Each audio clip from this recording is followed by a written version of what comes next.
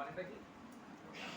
হ্যাঁ, তাহলে এইটা হলো এই, তাহলে যত ভদ্রম তৎ ন, যা কিছু ভদ্র, যা কিছু কল্যাণকর, যা কিছু শ্রেয়স্কর, তা আমাদের কাছে অশুভ, অর্থাৎ এসে উপস্থিত হোক। অশুভ এসে উপস্থিত হোক, বুঝা গেল? তাহলে এখন আমরা বাংলা মানেটা পড়ি, এই মানে থেকে পড়লাম। তাহলে যত ভদ্রম, যা কিছু মঙ্গলকর, আছে না? হ্যাঁ, অনেক আছে। আচ্ছা, যা কিছু মঙ্গলকর, যা কিছু ভালো, যা কিছু শুভ, যা কিছু কল্যাণকর, তা আমাদের কাছে তৎ ন অশুভ, আমাদের কাছে এসে উপস্থিত হবে। বুঝা গেল? এটা একটা বিষয় হয়ে গেল। তারপরে মহানুভব পুরুষের সঙ্গ প্রসঙ্গে শাস্ত্রে বলা হয়েছে, মহানুভব যারা ভালো, মহা অনুভব বলতে মহা অনুভব, অর্থাৎ যাদের অন্যের জন্য ফিলিংস আছে, অনুভব আছে, তাদের কথা কি বলছে? মহানুভব সম্পর্ক কশ্যন উন্নতি কারণম অসুচি অপি পয় প্রাপ্য গঙ্গাম জাতি পবিত্রতাম। কি সুন্দর কথা, মানে ভাবা যায় না। দ্বিতীয় লাইনটা দেখো কি সুন্দর, আগে প্রথম লাইনে পরে পড়ছি, দ্বিতীয় লাইনটা বলি। অসুচি অপি পয়, পয় মানে কি? জল। তাহলে অসুচি অপি পয়, ড্রেনের জল, পায়খানার জল কোথায় গিয়ে পড়ছে? গঙ্গা। তোমার ড্রেনের জলের যে পাইপটা, ওটা গঙ্গায় গিয়ে পড়ছে। তোমাকে যদি বলা হয় যে ওটা গঙ্গায় গিয়ে পড়ছে, তুমি বরঞ্চ এই পাইপের মুখে জলটা ধরো, এই পায়খানার জল, ড্রেনের জল, সেখান থেকে ধরো, তাহলে একই জল তো। ওটা যেই গঙ্গায় পড়ছে, তুমি তার পাশ থেকে জল নিচ্ছ, তোমার কোনো তুমি ওখান থেকে নেমে জল নিচ্ছ আর ওই নলের মুখে ধরো না, একই তো জল। তুমি বলে না ওটা গঙ্গার জল, ওটা ড্রেনের জল, ওটা ড্রেনের জল। ড্রেনের জলটা গঙ্গায় যাচ্ছে, তখন আর ড্রেনের জল হচ্ছে না। তাহলে তখন শাস্ত্র বললো যে কেন এরকম হচ্ছে না, অসুচি অপি পয় প্রাপ্য, সেই জলটা যখন গঙ্গার সংস্পর্শে আসছে, গঙ্গাম জাতি পবিত্রতাম, সে পবিত্রতা লাভ করছে। ঠিক তেমনি মহানুভব সম্পর্ক, যদি কোনো মহানুভব মানুষের সম্পর্কে আমরা আসি, তার সংস্পর্শে আমরা আসি, কন কস্য ন উন্নতি কারণম, কার না উন্নতি হবে। হ্যাঁ, তাই তো সুন্দর কথা না? এই তাহলে কি বললো দেখো, যে মহাপুরুষগণের সঙ্গ কার না উন্নতি বিধান করে থাকে, অসুচি জলধারাও গঙ্গায় পতিত হয়ে শুদ্ধ রূপতা প্রাপ্ত। সর্বদা সৎসঙ্গ না পেলেও অসৎসঙ্গ কখনোই করা উচিত নয়, সেই প্রসঙ্গে শাস্ত্রে বলেছে। সব জেনে পড়ে, আমার আজকে সকল সৎসঙ্গ হচ্ছে না, এক সপ্তাহ কোনো কাজ হচ্ছে না, তাহলে আমি অসৎসঙ্গে চলে যাবো না, ওরকম করা যাবে। সৎসঙ্গ হচ্ছে না, হচ্ছে না, হ্যাঁ কলিযুগ, সঙ্গে সঙ্গে অসৎসঙ্গে চলে যাবো না, না হবে। তাই বললো অসৎসঙ্গে গেলে কি হবে, বলছে নিঃসঙ্গতা মুখী পদম যতিনা সঙ্গাত অশেষা প্রভবন্তি দোষা আরুরো যোগ অপি নিপাততে অধ সঙ্গেন যোগী কিম উত অল্প সিদ্ধি। কি বলছে? নিঃসঙ্গতাই সন্ন্যাসীগণের মুক্তি প্রাপ্তির দ্বার। এই দেখো, নিঃসঙ্গতা মুখী পদম জ্যোতি নাম, নিঃসঙ্গতাটা হচ্ছে সঙ্গ সুখ না করাটাই মুক্তির পথ। হ্যাঁ, জ্যোতি নাম, জ্যোতি নাম মানে সন্ন্যাসী। হ্যাঁ, সংগাত অশেষা, বিষয়সক্ত বহির্মুখ ব্যক্তিগণের সঙ্গ ত্যাগের নামই যথার্থ নিঃসঙ্গতা। যারা বিষয়াসক্ত তাদের সঙ্গ ত্যাগ করে। বিষয়াসক্ত মানুষের সঙ্গ করলে কি হবে? সারাক্ষণ বিষয়ের কথা, এমন কোনো কথা বলবে না, তোমাকে তোমার মনটাকে অন্যদিকে নিয়ে চলে যাবে, বিষয়ের কথা নিয়ে চলে যাবে। বিষয়াসক্ত পুরুষের সাহচর্যে কামাদি অশেষ দোষ উৎপন্ন হয়। এখানে কিন্তু পুরুষের কথা লিখেছে, পুরুষ নারী সবার কথাই, পুরুষ বলতে এখানে পুরুষ নারী সব।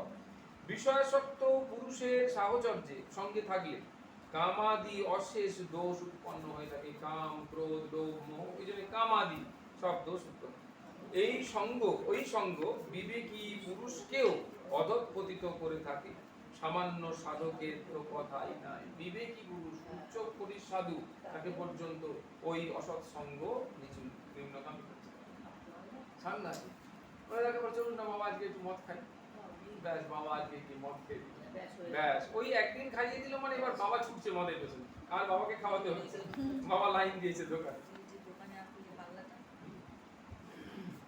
তাহলে চিন্তা করে দেখ, একদম জীবন্ত, একদম চোখের সামনে ভগবান শ্রীকৃষ্ণ, এটা বোঝা গেছে? ভগবান শ্রীকৃষ্ণ উদ্ধবকে বলছেন, ভাগবতে রয়েছে 11:48 প্রায় সাংঘাতিক শ্লোক, পায়েন ভক্তি যোগেন সৎসঙ্গেন বিনা উদ্ধব ন এরকম ন, এখানে কিন্তু বিসর্গ নেই, ন মানে না, এই ন উপায় বিদ্যতে সম্যক প্রায়ণম হি সতামহম। হে উদ্ধব, সাধু সঙ্গ থেকে উদ্ভূত ভক্তি ছাড়া আমাকে লাভ করবার, সংসার থেকে মুক্ত হবার আর কোনো উপায় নেই। তাহলে দুটো, একটা হচ্ছে আমাকে লাভ করার, ওটা 1 নম্বর, আর সংসার থেকে মুক্ত হবার, এটা 2 নম্বর। কি বলছে? প্রায়েণ ভক্তি যোগেন, ভক্তি যোগের দ্বারা আর সৎসঙ্গের দ্বারা। যোগেন মানে করণ, করণ কারণ দ্বারা, তাহলে ভক্তি যোগের দ্বারা আর সৎসঙ্গের দ্বারা আমাকে যেভাবে পাওয়া যায়, এছাড়া ন উপায় বিদ্যতে সম্যক, এরকম আর কোনো উপায় নেই। তাহলে কি বললো? হে উদ্ধব, সাধু সঙ্গ থেকে উদ্ভূত ভক্তি ছাড়া আমাকে লাভ করবার, সংসার থেকে মুক্ত হবার আর কোনো উপায় নেই। কেন উপায় নেই? কারণ আমি সাধুদের আশ্রয়, প্রায়ণম হি সতাম অহম, আমি সতেদের আশ্রয়, সুতরাং সৎসঙ্গই হলো প্রকৃষ্ট সাধন। আর সৎসঙ্গ আমাদের সবসময় করতে হবে। আলোচনা দেবেশানন্দজি মহারাজ বলছেন, জীবনের সকল সমস্যার মীমাংসা যদি করতে চাও, শ্রীরামকৃষ্ণ চিন্তায় ডুবে যাও। এখানে ঠাকুরের নাম বলেছেন, যারা কৃষ্ণের চিন্তা কৃষ্ণেই করে, সীতারামের চিন্তা সীতারাম, সেই চিন্তায় ডুবে যাও। হ্যাঁ, জীবন দুঃখময়, নিজের শরীরে কত প্রকার রোগ, মনে কত আশা নিরাশার বেদনা। বাস্তব, তাহলে নিজের শরীরে কত প্রকার রোগ, এটা 1 নম্বর। মনে কত আশা নিরাশার বেদনা, এটা 2 নম্বর। বাইরে, এগুলো ভেতরে, বাইরে কি আছে? হ্যাঁ, মশা মাছি ছারপোকা সাপ কুকুর বাঘ ভাল্লুক চোর ডাকাত কর্কশ ভাষী লোকের উপদ্রব। আর প্রকৃতির মধ্যেও কত রকম গ্রীষ্ম বর্ষা শীত ভূমিকম্প বজ্রপাত, এসব রয়েছে। এই জন্যই বলি জগতে অত্যন্ত দুঃখ, হ্যাঁ, জগতে অনন্ত দুঃখ। দেহ থাকতে তার প্রতিকারের কোনো উপায় নেই, কেবল সহ্য করে চলাই একমাত্র উপায়। সহ্য কিছু করার নেই।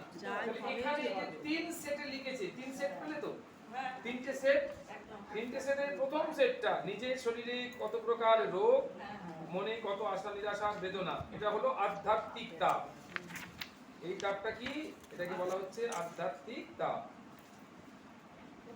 প্রথমটা। দ্বিতীয় পৃষ্ঠায় বাইরে মশা মাছি চাকা উকুন সাপ কুকুর বাঘ ভাল্লুক চোর ডাকাত কর্কশ ভাষী লোকের উপদ্রব পর্যন্ত, এটা হলো আদি ভৌতিক, আদি ভৌতিকতা। আদি দৈবিক, প্রকৃতি হচ্ছে আদি দৈবিক, আদি দৈবিক। হ্যাঁ, প্রকৃতির মধ্যে কত রকমের গ্রীষ্ম বর্ষা শীত ভূমিকম্প বজ্রপাত সব রয়েছে। তাহলে এই জন্যই বলি জগতে অনন্ত দুঃখ, দেহ থাকতে তার প্রতিকারের কোনো উপায় নেই, কেবল সহ্য করে চলাই একমাত্র। কোনটা পেয়েছো? লিখতে পেরেছো? বাইরে মশা থেকে শুরু করে কর্কশ লোকের উপদ্রব পর্যন্ত আদি ভৌতিক, প্রকৃতির মধ্যে কত রকমের গ্রীষ্ম বর্ষা এসব রয়েছে, এই বজ্রপাত পর্যন্ত, এটা হলো আদি দৈবিক। হয়ে গেল তাহলে 3টে তাপ। স্বামী শাস্ত্রজ্ঞানন্দজি মহারাজ, ইনি হচ্ছেন এখন আমাদের নরেন্দ্রপুরের যিনি সেক্রেটারি মহারাজ রয়েছেন। আধ্যাত্মিক আদি দৈবিক আদি ভৌতিক, আধ্যাত্মিক এবং আদি ভৌতিক আছে। এখানে সাজানো অনুযায়ী আদি ভৌতিক,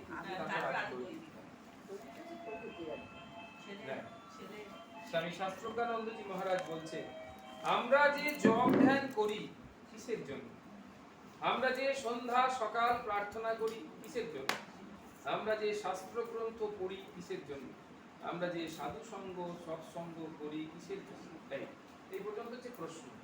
আমাদের জানতে হচ্ছে যে সত্যি সত্যি এই প্রশ্নগুলো তো আমাদের, জপ ধ্যান কেন করছি, সন্ধ্যা সকাল প্রার্থনা কেন করছি, শাস্ত্র গ্রন্থ কেন পড়বো, সাধু সঙ্গ সৎসঙ্গ কেন করবো, তাই না?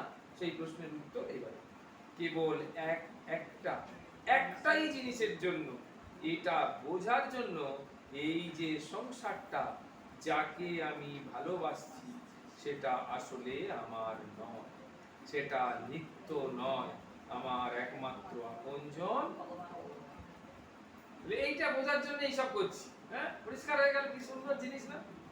এটা বোঝার জন্যই এই সমস্ত গুলো করতে বলা হয়েছে। যখনই আমরা সাধন ভজন জপ ধ্যান করছি তখনই ওই গুরু মন্ত্রের মধ্য দিয়ে আমাদের মন বিষয় চিন্তা ছেড়ে দিয়ে ঈশ্বর চিন্তায় মগ্ন হচ্ছে, মন তাতে শান্তি পাচ্ছে। তখন মনে হচ্ছে তাই তো, এতক্ষণ বিষয় চিন্তা করে বারবার মনে হচ্ছিল আর পাচ্ছি না, ক্লান্ত হয়ে পড়ছিলাম, এখন ভগবানের চিন্তা করে যেন সব বোঝা। উথলিছে প্রেম পারাবার, আমাদের একটা গান আছে, উথলিছে প্রেম পারাবার, আয়না ছুটে ভবের মুঠে নামিয়ে দেনা মাথার ভার। তাহলে হচ্ছে জীবনের উদ্দেশ্য, এছাড়া আর কিছু নেই। তাহলে এখানে কি পরিষ্কার এই যে জায়গাটা বুঝে গেল যে ক্লান্ত হয়ে পড়েছিলাম, এখন ভগবানের চিন্তা করে যেন সব বোঝা হালকা হয়ে গেছে। ভগবানের প্রতি ভালোবাসা হয়েছে বুঝবো কিভাবে? এটা একটা দারুণ প্রশ্ন। আচ্ছা আচ্ছা, তাহলে সেখান থেকেই বোধহয় হয়েছে, সেইটাই বোধহয় কালেক্ট করেছে। হ্যাঁ, তাহলে সেখান থেকেই ভগবানের প্রতি ভালোবাসা হয়েছে কিনা এটাতেই প্রমাণ হবে যখন ভগবানের কাছ থেকে এক মুহূর্ত মনে সরে গেলেই মনটা বেদনার্থ হবে। যদি এক মুহূর্ত মনটা সরে যায় সঙ্গে সঙ্গে বেদনার্থ হবে, ব্যথিত হয়ে পড়বে, মনে হবে ইস আজকে ঠাকুরকে ডাকতে পারলাম না, আজকে ঠাকুরের এই কাজ করতে পারলাম না, আজকে সারাদিনটা বিভিন্ন স্বার্থে হিংসায় ঈর্ষায় মলিনতায় কেটে গেল। এই ভয়ানক অনুশোচনা যখন হবে, ভগবানের কাছ থেকে আমি দূরে সরে গিয়েছি, এই বেদনাটা যখন জাগবে তখন বোঝা যাবে ভগবানের প্রতি ভালোবাসা বাড়ছে। তাহলে এখান থেকে